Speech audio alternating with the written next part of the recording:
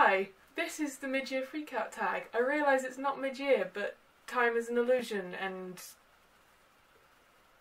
I currently have enough of a fever to just do this without any thought to it. So let's go.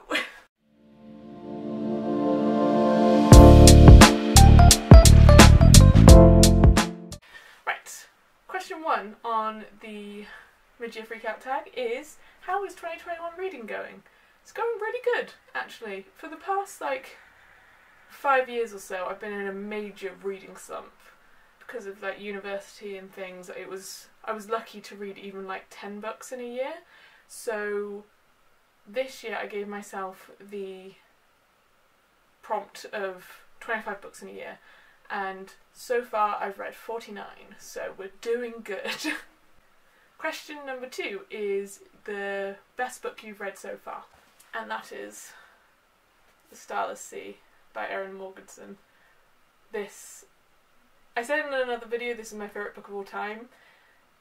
I'm going to amend that and say this is one of my favourite books of all time, because I am one of those people that's just I can't say I have an absolute favourite, because there are other ones that I also love, but this one is definitely top 10 of all time favourite books, and will definitely be in my top however many of 2021. I don't know if I'm going to do a top 10 or a top whatever, but yes. So good. Okay, question number 3 is the best sequel you've read so far. So my favourite sequel for this year is Gemina from the Illumini series. This is book 2. It's also my favourite book in the series.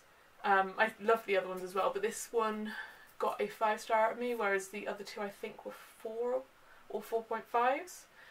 But yeah, this is sci-fi survival horror, and it's so good. It's also multimedia, which was just a pleasure to read. So the camera died, so if this is in a slightly different position, I'm sorry. It is 2 hours later now, because I put the battery on charge and then passed out for 2 hours, but I'm feeling a lot better now. And we will continue with the video. Right, so question 4 was new release that you haven't read but want to. I've got quite a few new releases on my Goodreads that I've saved that I want to read, so I'm just going to list a bunch of them because I don't know which one I want to read the most, really. So you've got Detransition Baby by Tori Peters that I want to read, Wendy Darling by A.C. Wise that I want to read, Lockdown Abbey by Beth Cohen Erskine, which sounds hilarious, Orphe's Ghost by Justina Ireland, and The Taking of Jake Livingston by Ryan Douglas. There's a bunch of other ones that I also want to read, but if I just list off all the books that came out this year that I want to read, this video will never finish. So question 5 is most anticipated release for the second half of this year. Once again, I don't really follow a lot of what's coming out. I tend to find out after the fact. So I will try and come up with at least one thing that hasn't actually come out yet that I want to read. Okay, so my most anticipated book for the second half of the year, and I'm only saying this because I'm not 100% sure that it's out yet, is The Survivors by Jane Harper. Now, I read Jane Harper for the first time earlier this year. I read The Dry. On my TBR for this month is The Lost Man by Jane Harper, and she instantly became a favourite of mine. I knew that as soon as I walked into a bookshop, a second-hand bookshop or something, if I saw a Jane Harper on the shelf, I needed to pick it up. So finding out that she's got another one coming out, yeah, I'm going to get that straight away as soon as it comes out. Okay, question number 6 is the biggest disappointment of 2021. So my biggest disappointment of 2021, I don't currently have it because I unhauled it, is Altered Carbon by Richard K. Morgan. Now this was my biggest disappointment because I absolutely loved the Netflix adaptation of this, which I did watch before reading the book. So when I found the book, I was like, oh, I absolutely love this. I can't wait to read it. I bet it's so good and there's more information and everything. I got about halfway through before I DNF'd this book, because it just bored me so much. And also, I have an issue with, this happens mostly in sci-fi and fantasy, I find, specifically male sci-fi and fantasy writers. I have an issue with writers who introduce their female characters' tits first, is how I describe it. Where they are introduced as a body before they're introduced as anything else, and that is how I felt reading this. Considering that, despite the fact that like the TV series had a lot of nudity and everything, it was always shown in the TV series as very matter-of-factly. No one was overly sexualised or anything like that, and it treated, the TV series treated like sex workers and just women in general really well, and like with loads of sympathy, and I did not get that from the book. And it got to one point where I was reading it and it was describing a Mongolian character in really racist terms that I just put my hands up and just went, I'm not doing this anymore. I'm giving up. So yeah, that was my biggest disappointment of 2021. Okay, next question is biggest surprise of 2021. This is a hard one to answer because all of the books that I loved were ones that I went into sort of expecting to really enjoy anyway. So the only surprises I had were like ones that I thought I was going to like and didn't. So, Oh, no, I think I know what would probably be considered the biggest surprise. Biggest surprise of 2021 was Maybe You Should Talk to Someone by Laurie Gottlieb. And this is probably because I didn't expect to be as affected by this book as I was. I listened to it as an audiobook, and I listened to most of it at work, I have to say, which was a very bad idea because there were moments where I had to stop what I was doing and be like, right, you need to stop listening to this because you will cry at work, and that is not the look. So yeah, the fact that I was connecting quite so much with, like, it was bringing up things in me that I hadn't thought about before, which, I mean, this is a book written by a therapist, so maybe I should have anticipated that, but yeah, I'd say that was probably my biggest surprise. Okay, next question is favourite new author. Maybe it's a bit of a cop-out to say that my favourite new author is Erin Morgenson because I read both of her books this year, but I know instantly she's one of them that I'm going to, if she ever publishes another book, pre-order straight away, read it as soon as it arrives, because her writing is just, oh, chef's kiss, so good. But I will also include on this list Jane Harper and Lisa Jewell.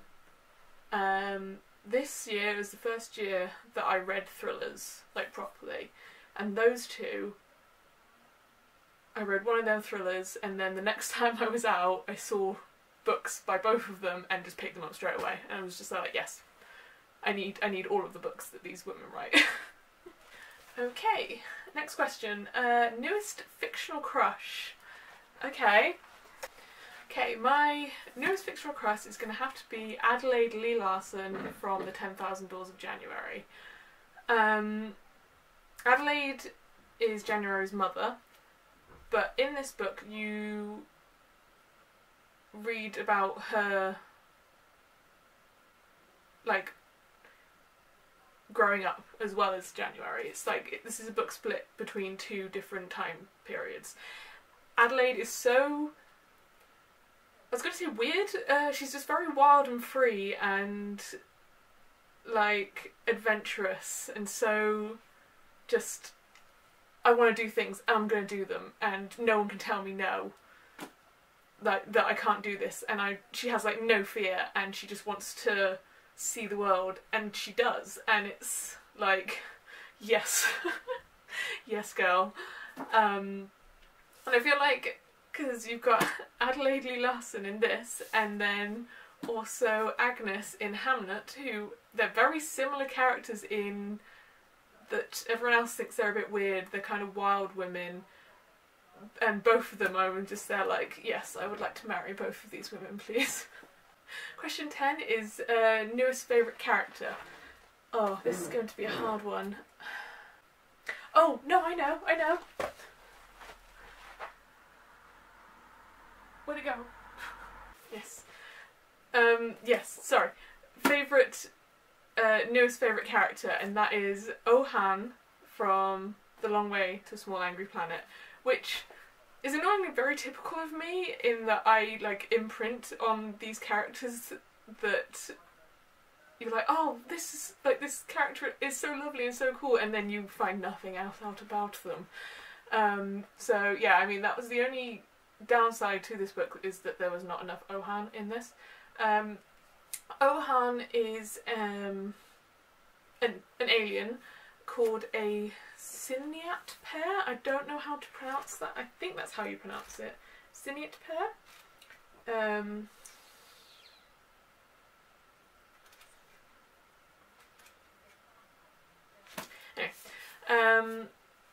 Which is a race of hyper-intelligent aliens who are infected from birth with this disease that gives them knowledge of space and quantum mechanics that no one else can have.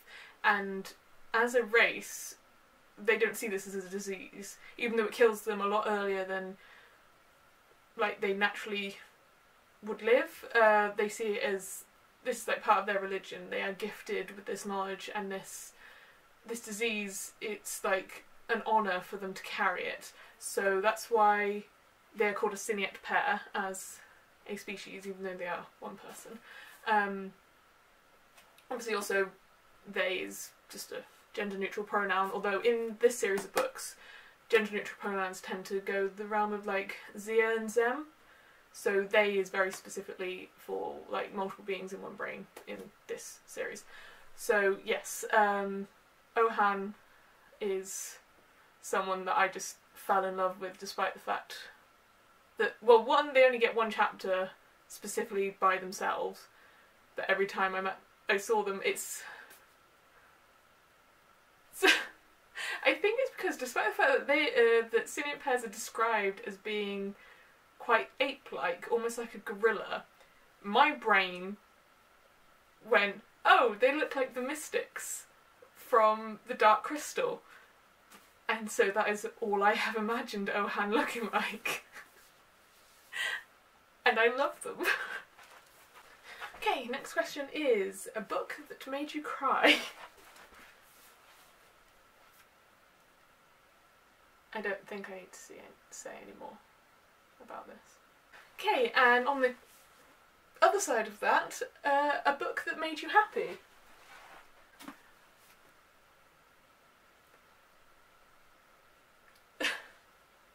The House in the Cerulean Sea is the queer fiction that I wanted as a child, and it is everything that makes me warm and fuzzy on the inside. It's found family, and it's warm and soft and lovely, and literally I can't, just thinking about it, I can't stop smiling. And I put this down and instantly just went, I need to read this again. Almost right there, I just was at the last page and was so tempted to just turn back to page 1. Oh my god. Okay, next question is the most beautiful book you bought. Okay, I have a few for these because I just want to show you pretty book covers. First is Cinderella is Dead, and just this is going to be what it is for the rest of these books that I'm showing. It's just, look at how pretty, so pretty. The Priory of the Orange Tree. I mean, look, any book with dragons on the front gets an instant pass from me, but as soon as I saw that, I was like, this is the fantasy book that I need to read right now, because the yellow and the blue and the fact that it's embossed, I have a major weakness for embossed. I'm stroking it, sorry. Hamnet. This, is so the fact that it's got like period artwork on it and it's just so pretty and it's gilded and it just looks like it should be made up. It looks like a tapestry and I love it. And there are books everywhere now. Okay, please tell me that I was actually filming because it's just like zoomed out on me and we're right at the end again and I don't want it to do what I did with like a couple of videos ago where I have to finish it quickly. Oh fuck, what's wrong with me? Okay. Okay. Good thing that is the end of the list because my energy has now just disappeared and so has my brain.